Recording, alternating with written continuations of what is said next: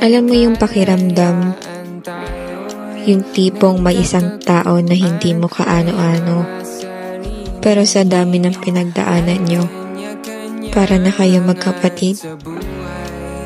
Yung kahit anong mangyari, alam mong hindi ka nag-iisa. Yung kahit hindi na kayo laging magkasama, alam mong may isang taong laging nariyan. Kaibigan, ito ang kwento natin.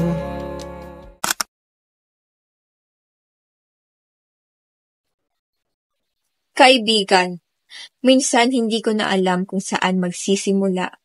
Ang bawat kwento, ang bawat tawa, laging may kasamang luha. Ngunit hindi kita iniwasan.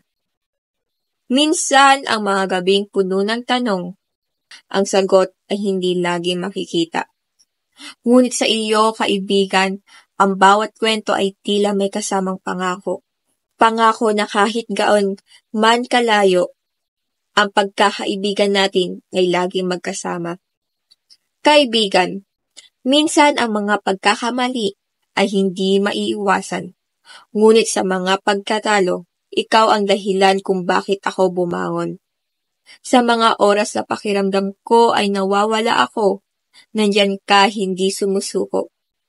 Ang bawat pagkatalo natin ay naging aral at nagsisilbing gabay. Minsan, hindi natin kailangan ng maraming salita. Ang bawat tawa, ang bawat pagpapatawa mo, sapat na para mapawi ang sakit. Ang mga tahimik na sandali na parang walang nangyayari, pero alam ko, kaibigan, lagi kang naroon sa likod ng lahat ng ito. Minsan, ang buhay ay masalimuot, tulad ng agos ng ilog na hindi natin kayang kontrolin. Pero ikaw, kaibigan, parang isang ilaw sa madilim na gabi, na laging nagsisilbing gabay sa mga panahon ng pangungulila at takot.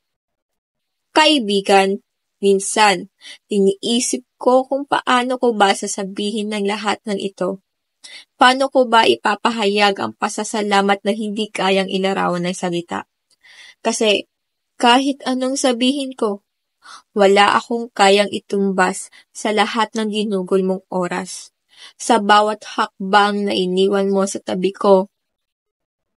Minsan, tinatanong ko ang sarili ko, kung hindi dahil sa iyo, ano na kaya ako ngayon? Saan na kaya ako nakarating? Baka ang bawat pangarap ko'y natabunan ng takot. Pero ikaw, kaibigan, ang nagturo sa akin kung paano mangarap ulit. Minsan, maghihiwalay tayo, ngunit ang bawat alaala ng ating pagkakaibigan ay magpapatuloy sa paglipas ng panahon. Bawat tawa, bawat kwento ay magiging bahagi ng ating buhay.